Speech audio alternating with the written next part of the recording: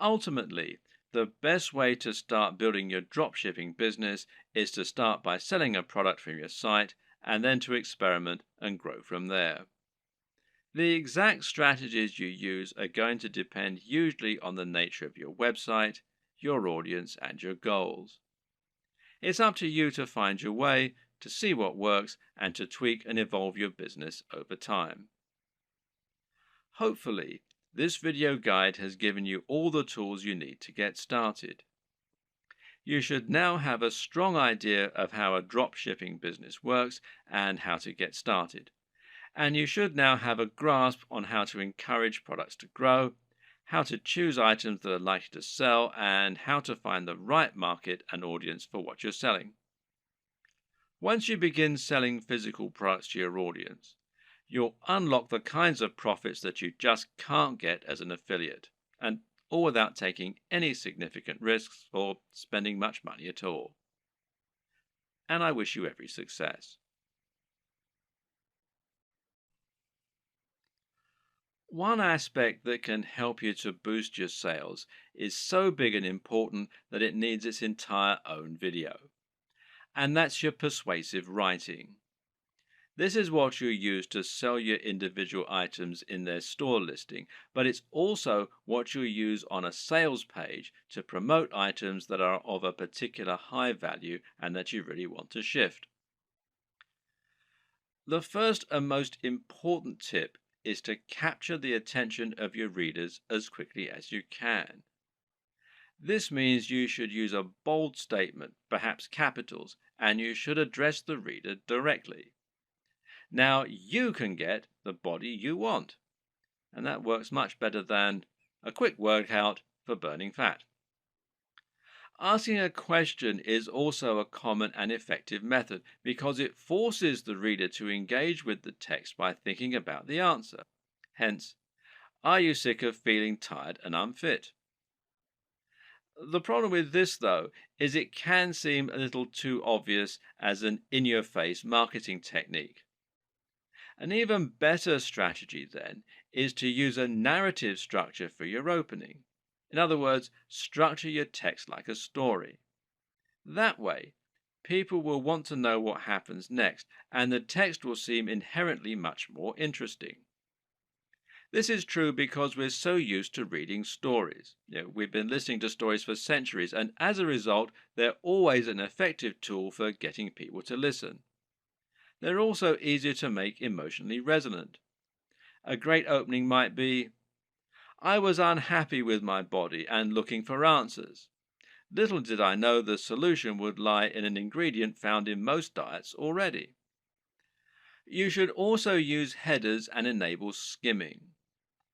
The reason this point is so important is that most people are in a huge hurry, especially online. Attention spans are short and no one wants to wait around to read a huge ream of text that's just trying to sell them something. Another way around this issue is to make your text skimmable. A good way to do this is to use lots of headings. Ideally, a visitor should be able to just read your headings and still understand the entire pitch.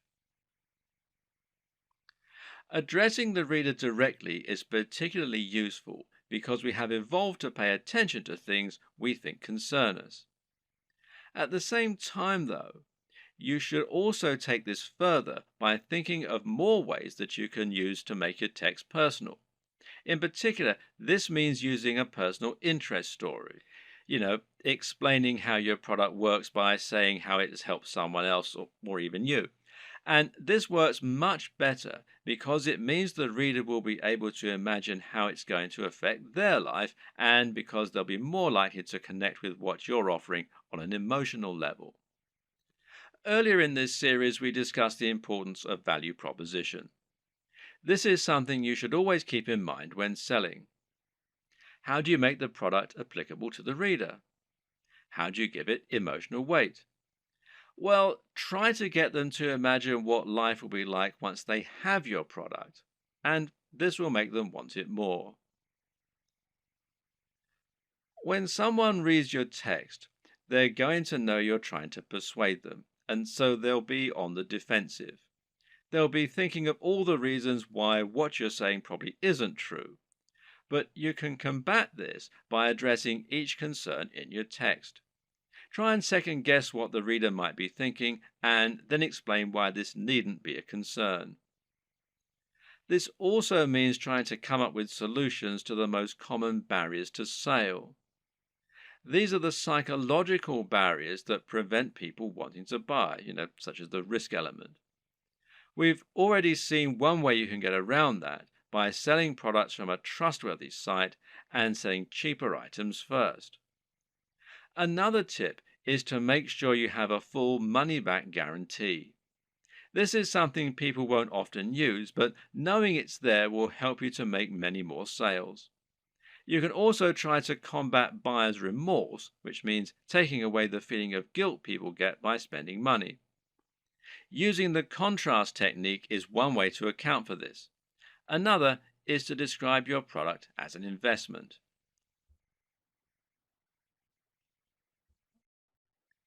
Once you've chosen your products and niche and built an audience, the next step is to create your own e-commerce store. This is an online storefront where you can show your different items and encourage sales.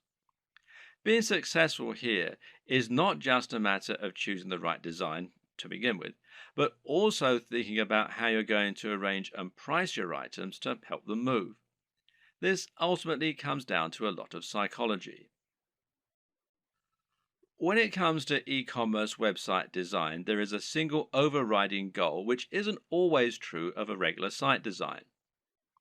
Of course, that objective is always to try and increase sales and increase profits, and this is probably actually more important. You'll also want it to look attractive, to be functional and easy to use, and to represent your brand in the right manner. But this is really just in service of creating a web design that helps you to make more sales. This means every single element in your site design should be encouraging more sales and pointing users in that direction. The old adage here is that good design should communicate and not decorate. If an element of your design isn't somehow getting people to keep browsing your store or to click on the buy button, then it has no place in your design. If you use the right development company or a good e-commerce builder or template, you should find the experience and expertise of the professionals informs their decisions and results in the best possible turnover and profits for you.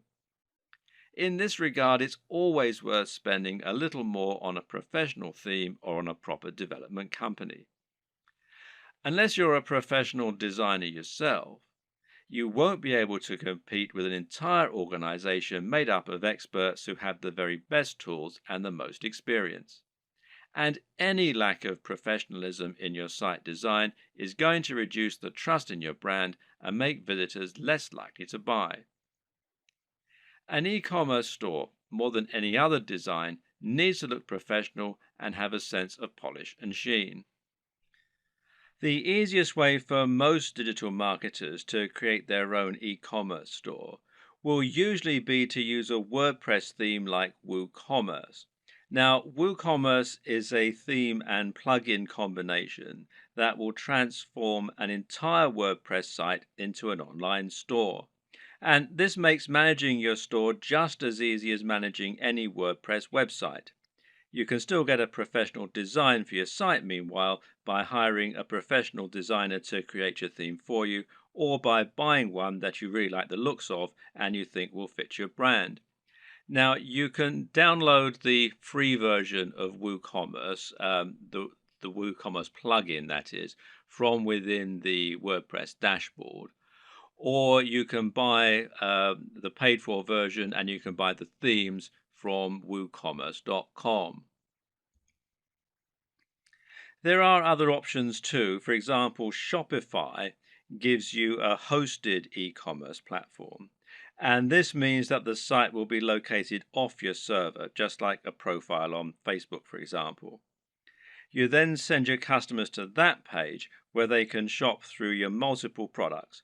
And this can help make things a little easier and simpler to run. But it does ultimately mean that you lose a little of the freedom and flexibility that comes, with terms of your website design and how it all looks and how it all works, etc.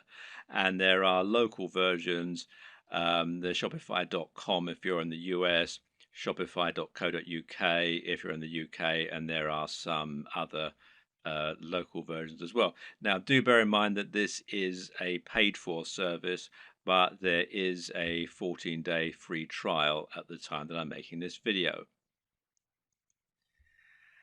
Either way, through choosing a well-known platform such as one of these, or Magento, which is magento.com, or BigCommerce, which is bigcommerce.com, will mean that you can find a large amount of support, free themes, plugins, and more that will help you sell.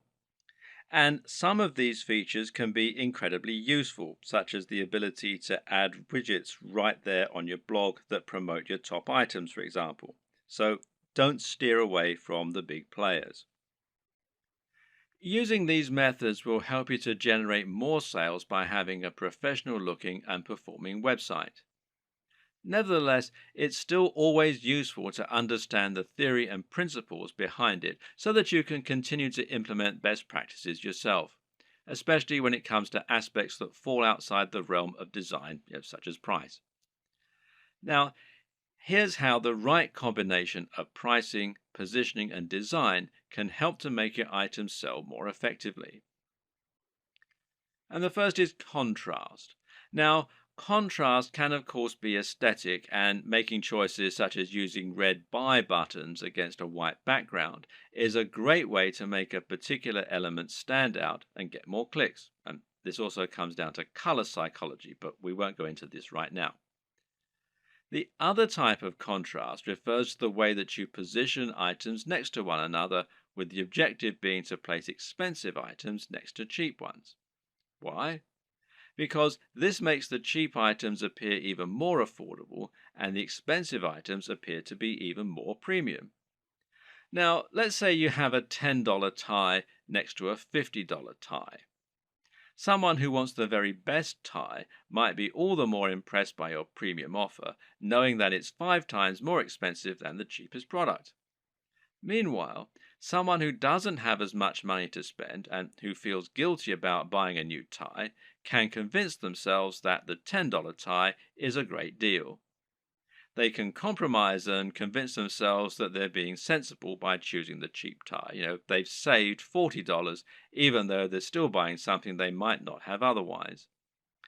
This way, the right pricing can really help to sweeten a good deal. And a good e-commerce website design should take full advantage of that. Earlier on in this series, we described why it was so important to have multiple ranges of prices in order to attract a range of different types of buyers.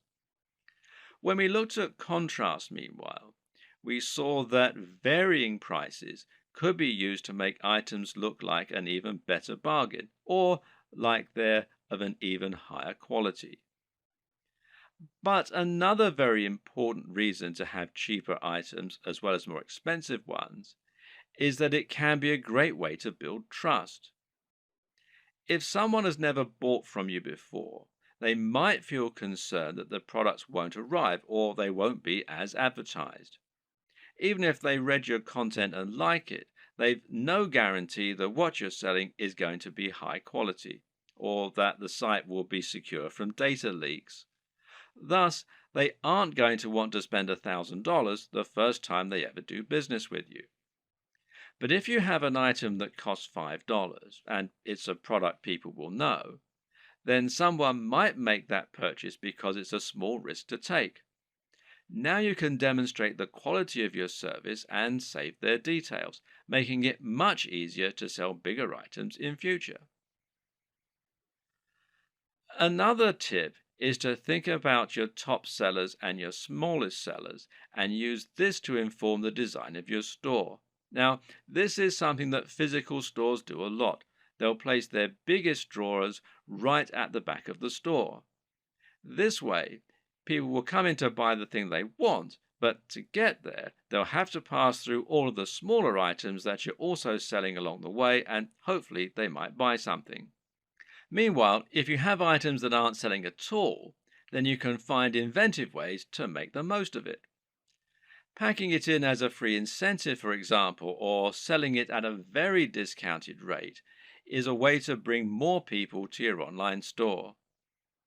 This is less important for a drop shipping business model, of course, though, as there's no downside to being left with excess stock.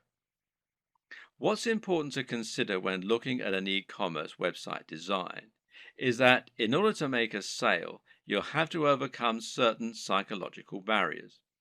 This is actually often the most important step in making a sale.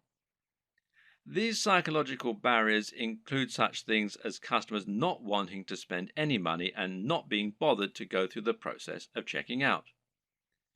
Good e-commerce website development should take this into account first and foremost by making it as easy as possible for your customers to make purchases.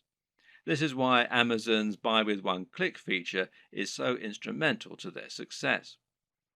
At the same time, webmasters need to make the most of customers who have already overcome some of these barriers. So, when a customer commits to buy any item on your site, they will instantly become much more susceptible to increasing their order. Why? Because they've already decided to make a purchase. This is why physical retailers use POS, this is point of sale displays, that sell extra items while customers are in the queue. It's so easy for them to add extra things to their basket that it would be foolish to miss this opportunity. E-commerce sites can do the exact same thing by making it easy to add extra purchases at the checkout.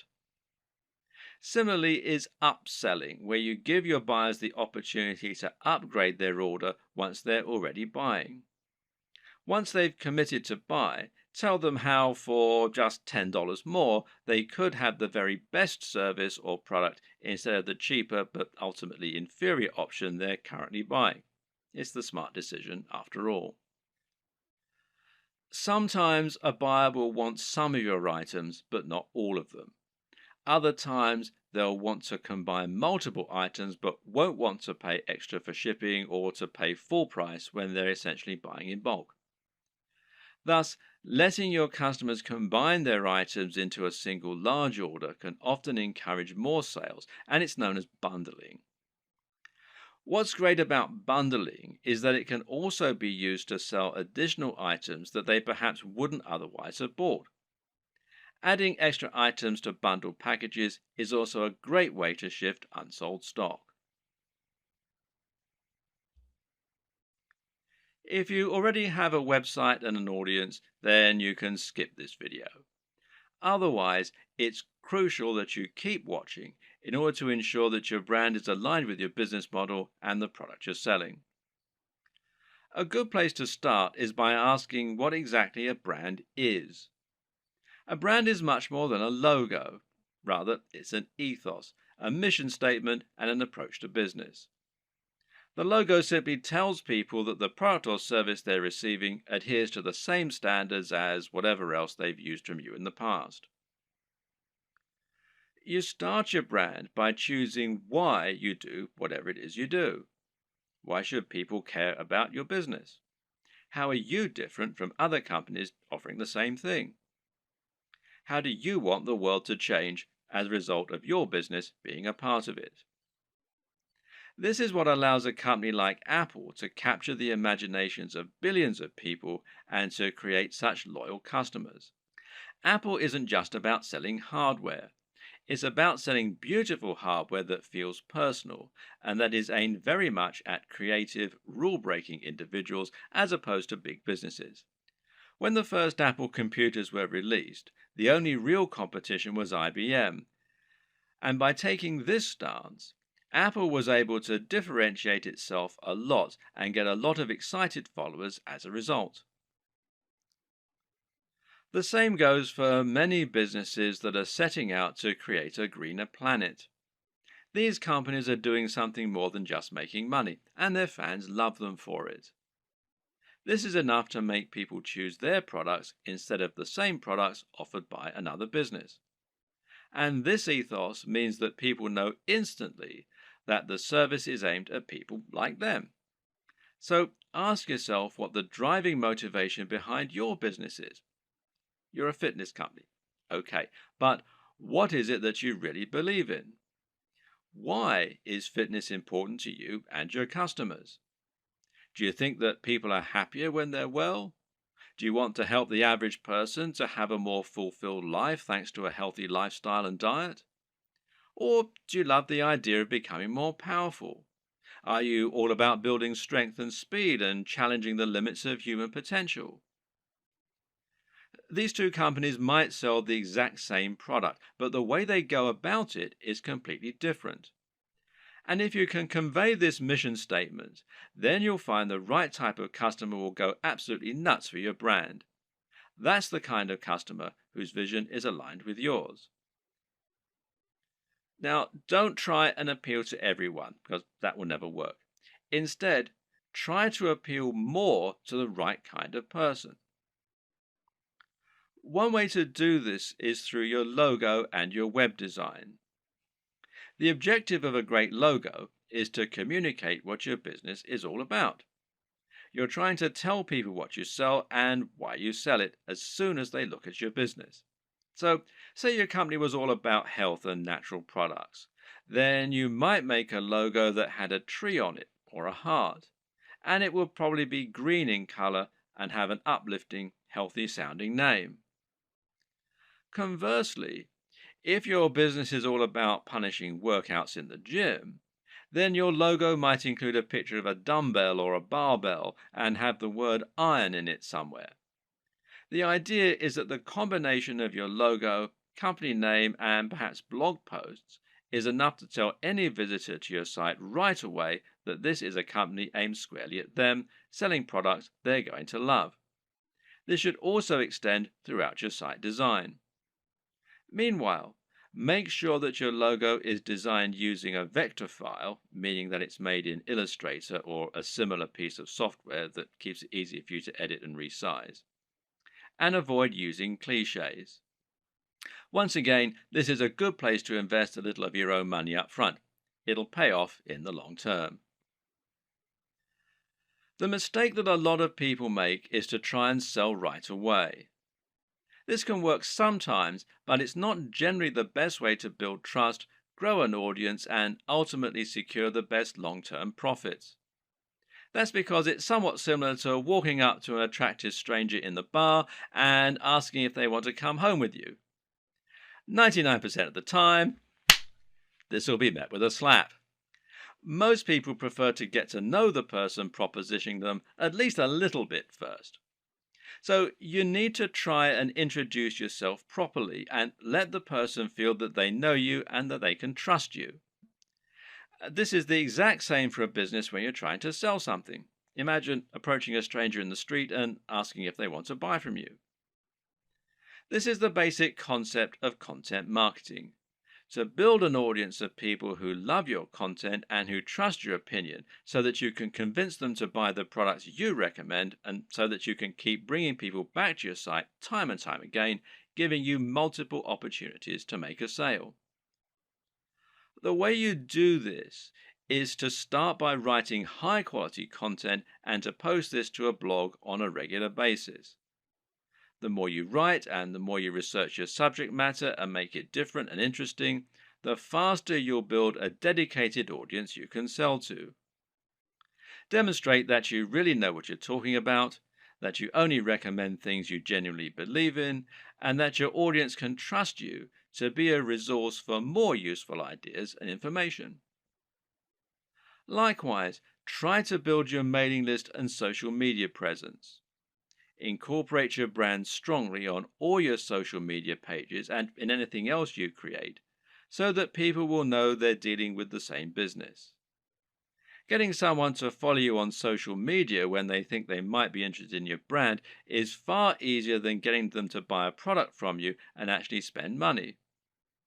Social media accounts will meanwhile help you to bring more new customers to your site by letting people share with their network. You can help this too by providing social sharing buttons, like these from shareaholic.com, that will let people easily like your content on Facebook or tweet to it on Twitter. Once you have generated a big audience of people regularly coming to your site, you should start thinking about introducing products to your page. If you've really created a brand you believe in, and if you've been providing real value in your content, you should find you have true fans, and a true fan will be desperate to buy your product when you start selling them. Of course, there are many additional methods you can use to send more customers to your products and to market your store. One option is to create your own affiliate program and to encourage more people to help market your items. Another method is to pay for advertising, whether this is a pay-per-click campaign through Google AdWords or whether it's an advert on Facebook that is highly targeted to your specific demographic. This works well in scenarios where you're selling from eBay or Amazon and aren't trying to build up an audience. If you're going to pay for advertising, though, you need to calculate the LCV, now that's lifetime customer value, of each customer. This will allow you to ensure that whatever you spend on your ads, you're making more back and thus seeing strong ROI or return on investment. But to take this next step, you're going to need to make another new addition to your business. And I'll talk about that in the next video.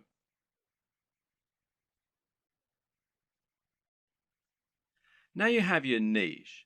The next thing to do is to pick an actual product. From there, you can find the manufacturer to help you provide it. The important thing here is there should always be a clear synergy between your branding, your ethos, and your product. That is to say, you should have a real affinity with the product and be selling it as an extension of your mission statement. What you must not do is simply find the first product you can sell within your niche and then go out and try to sell it. An example might be to create a fitness website, build an audience, and then sell a really basic protein shake that is already well known. Can this work? Well, sure it can, but why would people bother to buy from you when there are countless other sites where they can find the exact same thing, or when they can buy it down their local high street? Likewise, if you're selling a product that is obviously not your own and is so generic, it can actually hurt your trustworthiness. It's clear that you're trying to make money, which isn't a bad thing in itself, but you're not offering any unique value in return. You're just saying, oh yeah, and why not buy this generic product while you're here? On the other hand, if you can find a product that is somewhat new, somewhat different, and that mirrors your personal approach to fitness, to business, or whatever your niche is, then you can sell something that you really believe in and can get excited about. And this is something that will come across and make itself apparent for your visitors too. This is one reason why it can be so great to have a hand in helping design the product, as with a supplement, for example, where you get to choose the ingredients. Similarly, you can make money from selling a product that is a little lesser known and that you find particularly interesting and exciting. The best brands will be the ones that can grow with you. Find a company that's doing something new and exciting and express that you'd like to work with them. From there, you can then focus on growing and building your business. And this will help you to form a real relationship that's mutually beneficial and that your customers can appreciate too. Of course, there are many smaller considerations to keep in mind when selling your products.